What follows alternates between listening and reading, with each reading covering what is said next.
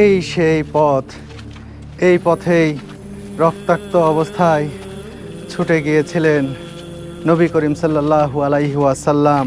সেই কাফেররা তো তার ইসলামের দাওয়াত কবুল করলেনই না, তার উপর ঝাঁপিয়ে পড়লেন পাথর হাতে।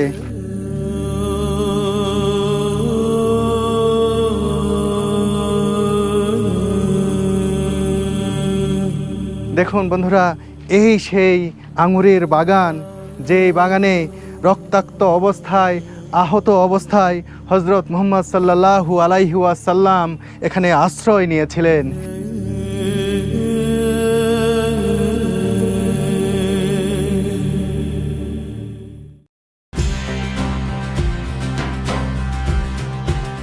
সৌদি আরবের তায়েফ নগরীর সৌন্দর্য চোখ জুড়িয়ে দেয়।